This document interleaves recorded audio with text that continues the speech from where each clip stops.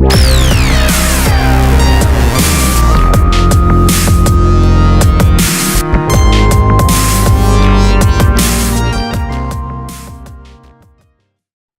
to Real Fake Guns, the show where we take a look at firearms in video games and see if they're true to their real-life counterparts.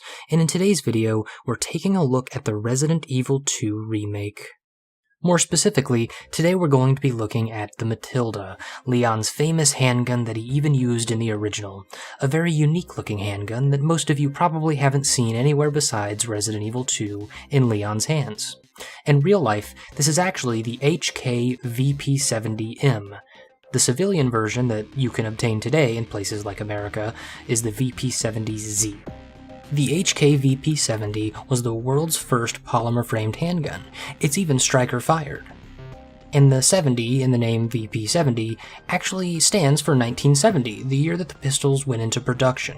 Most people believe the Glock to be the world's first polymer-framed striker-fired handgun, but HK actually beat Glock to the punch by about 12 years. Both the VP70M and the VP70Z came standard with 18-round magazines, whereas in the game, you start with a 12-round magazine and can upgrade it later to a 24-round magazine.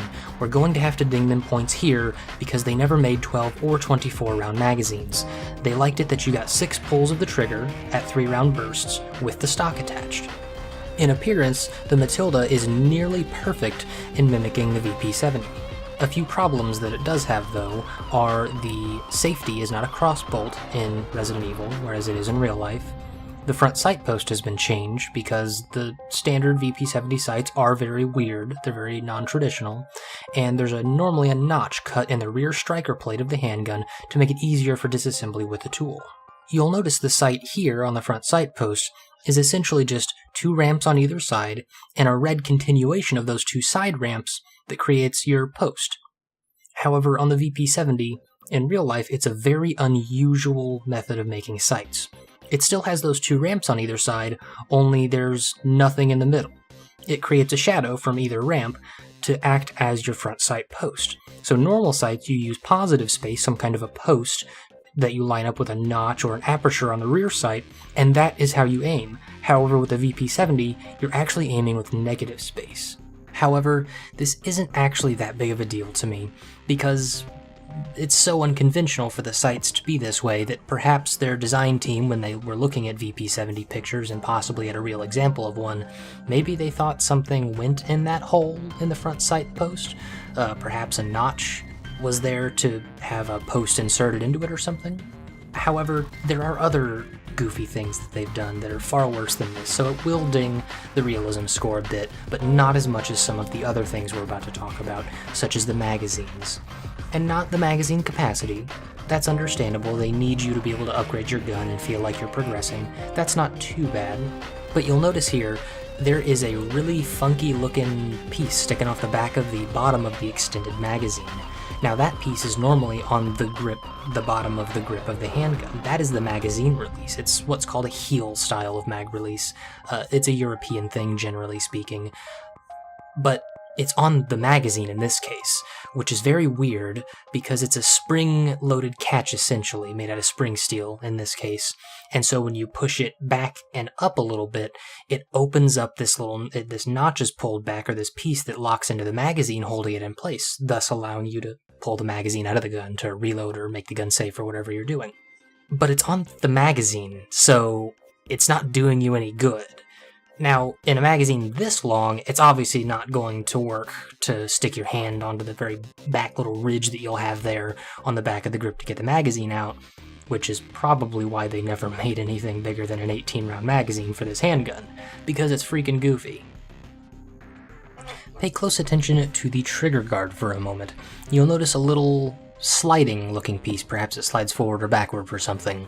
Well, on the real VP70, it's actually a cross-bolt safety where you'll push it through to one side for safe and then push it back the other side for fire.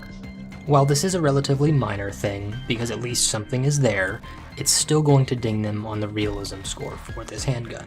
Another point worth considering is whether or not it is realistic that a police officer in the mid to late 1990s, that's when Resident Evil 2 is based, is it realistic that a police officer would be using a VP70? Well, definitely not the M, while without the stock it is not a machine pistol, it still has the capability of being a machine pistol without the stock. It still has the auto-sear in it. So probably not there. However, for the VP70Z, I think that it very much is. Now, the VP70 suffers from a lot of problems, namely that its trigger mechanism with its striker is a little bit weird and clunky. This is its biggest flaw for sure. So on most striker-fired handguns of the modern day that you might be concealed carrying yourself right now, the striker, when the slide comes back, is cocked back about halfway usually. It varies from brand to brand and design to design. But then when you when you pull the trigger, you're pulling the striker back just a little bit more and then dropping it on your primer. However, this is not how the VP70 works. You'll notice that in some of the footage, the trigger actually pulls straight back, which is a little bit weird. Again, we like our triggers, generally speaking, to be a little bit different. This one pulls straight back, and the slide does nothing to cock the striker.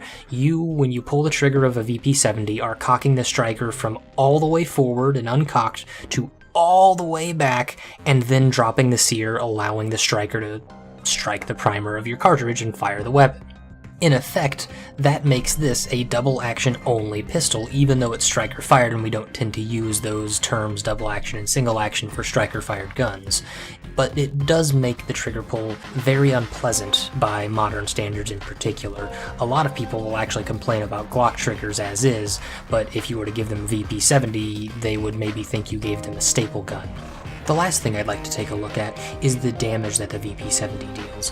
Is it something realistic or tantamount to what a real VP70 might do in this situation? Well, we're shooting zombies in this game, so we don't really have a very good comparison compared to real-life statistics and police accounts and other people who've had to use these guns on real people. So we're going to instead compare it not to a real-life situation, but actually to Claire's revolver. So she starts the game with a 9mm revolver, and if we can see maybe the VP70 compared to this revolver, that'll give us a good idea of whether or not they actually took into account the design elements of this handgun. And so, with the design, they wanted to keep it a blowback design, and so they had to cut the rifling extra deep to allow some of the gas to blow by the bullet and vent out of the barrel, which causes you to lose a lot of muzzle velocity on this handgun with the exact same load that you could put in any other 9mm handgun and see much better performance. And so, in effect, the VP70 should actually be just a little bit weaker than Claire's revolver, which is also in 9mm. And I found that it generally does take an extra shot or two comparing all headshots on Claire's revolver to all headshots on Leon's Matilda or VP70. So I think they actually did this very well, and I think that's quite realistic and comparable to what you might see out of a VP70 in real life if you were in the Raccoon City Police Department with a VP70. Most of the problems that I have found with the VP70 or the Matilda in Resident Evil 2 Remake are very minor. Surprisingly, they did a fantastic job. I am very pleased with their handling of this firearm in the video game. So having said that, I'm going to give this firearm, the Matilda, or VP70M, a realism score of 90%. I think for all of the stuff that really mattered, they definitely nailed.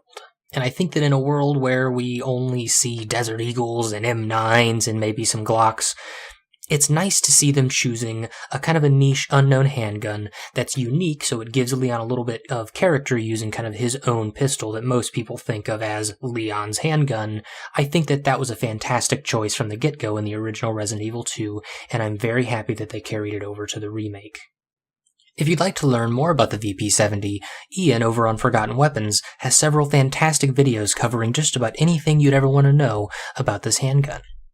And that's all I've got for you today. Thanks for watching. Be sure to check back next week for more content analyzing the firearms of video games or the myths surrounding firearms and the truth around most of those matters. If you like this sort of content, please subscribe and maybe even consider becoming a patron of Real Fake Guns. Link in the description. Thanks again for watching, and I'll see you next week.